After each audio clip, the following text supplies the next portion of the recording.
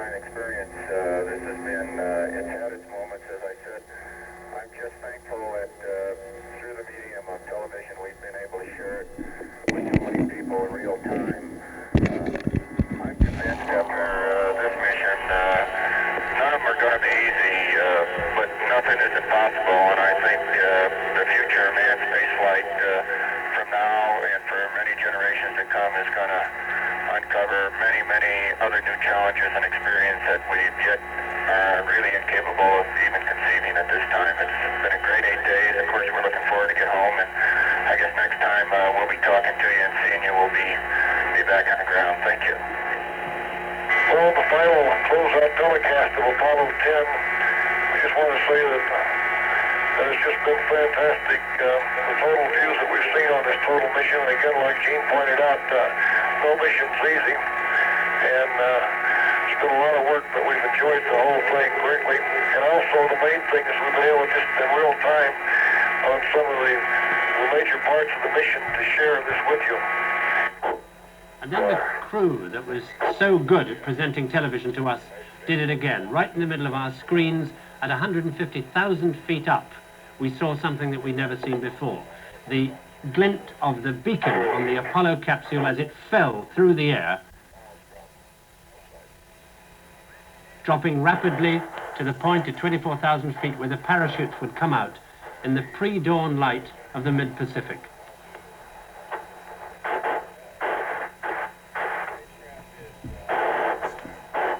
The communications were breaking up as they came down, but there had already been a sighting by an aircraft. And then we saw the parachutes open out in the very, very hazy light of the early dawn above the capsule at about 23,000 feet up. We have a reading, Ron. It's 2 miles from the ship. 2 miles. When the spacecraft lights in the water, it may dip quite a bit. And past missions, the antenna of the module sometimes gone under the waves, and that breaks the signal. Nothing to worry about. The sea is quite smooth this morning. A low, very low, rolling swell and almost no waves at all. And the astronauts now report by radio that they are, to quote the report, in great shape. And there the view of the capsule as it sank on its parachute slowly towards the surface of the Pacific, with the helicopters, the recovery helicopters, flying around it well before it touched down. And then came the final moment, the last few seconds before it actually hit the surface of the water, and the parachutes began to open out and fall themselves towards the surface of the water. It's in the water. Apollo 10 is back down in the Pacific.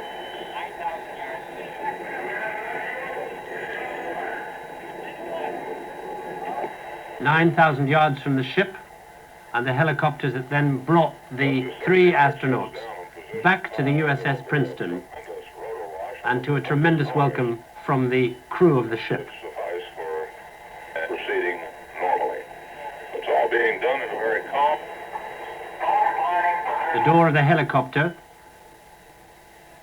and the crew saying their goodbyes to the helicopter crew that had picked them up, the astronauts ready to come out onto these steps that were brought forward, and the red carpet that is now tradition, the red carpet that goes from the bottom of the steps to the microphones on which they normally address the crew and thank them for recovery. May not stretch as far as the microphones where they'll be greeted, but of course they get the idea.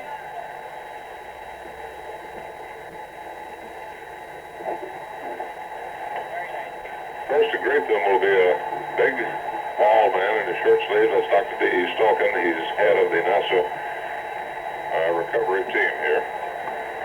What a worker he is. He'll slide the doors back. Oh gosh, they're in there. Blue jumpers. He greets Gene Cernan first, then John Young, then Colonel Stafford. Colonel Stafford in the middle. He's bald. He's 6 feet even, about 175 pounds. Cernan about the same height, very lean. Spraying close cropped hair. He's on the left. And a cheer from the sailors. John Young, the smallest, 5 feet 9. All of these men veterans. 3 Gemini flights before this for Colonel Stafford, and he's docked more than any other astronaut.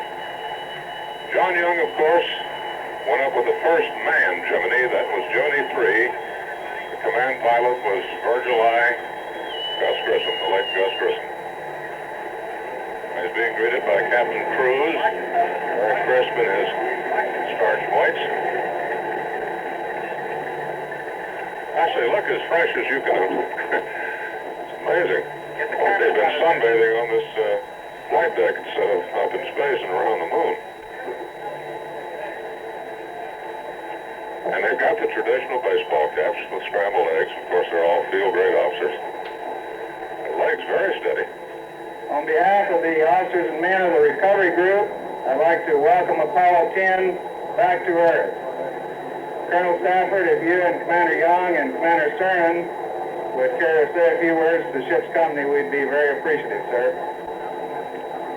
Well, first of all, it's really great to be back from the moon, and all of us feel in great shape, and I can't tell how much we appreciate all the support from the people around the world. If you can see us back in Houston with Chris and Deke, George Lowe and all of them, and also how much we think we've increased the knowledge of man's environment we're going to press on here.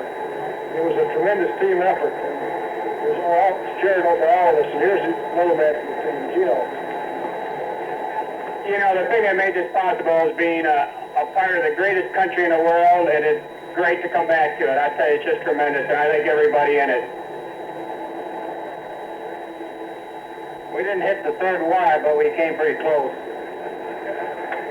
It's always good to see a big part of the U.S. Navy waiting for a small part of the U.S. Navy.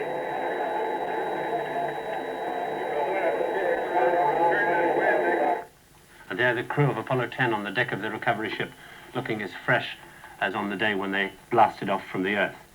With me in the space studio throughout the 8 days, 8 minutes and 25 seconds of the flight of Apollo 10 was Patrick. What do you think the mission has achieved, Patrick? Well, it's been a triumph in two separate ways. First, there's the technological triumph, and I don't think I need emphasize that all over again. Apart from the possible loss of some of the low-level pictures, nothing went wrong during the flight that wasn't put right, actually, while they were in space.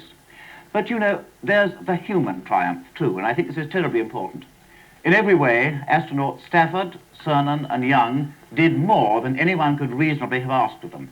And in spite of the tremendous risks and the immense strain they were under, they still kept their senses of fun, and they took us all into their confidence, and they shared their experiences with us. And I don't think many men would have done so much. So, altogether, they've set a standard which future crews are going to find very hard to maintain. And when the first men step out onto the lunar rocks, I think they're going to remember the debt that they owe to astronauts Stafford, Cernan, and Young. In a way, the sad thing about Apollo 10 is that it wasn't one of the early flights that excited the world and proved that manned spaceflight was possible, as the rockets went up to explore what at that time looked to be totally hazardous and unknown. If any spaceflight is forgotten, it will probably be this one, just as nobody remembers the name of the man who won the race before the main event. And yet Apollo 10, in a way, did almost as much as the Apollo 11 mission will do, because it took all of the risks in return for what, in retrospect after the landing, will be very little of the glory.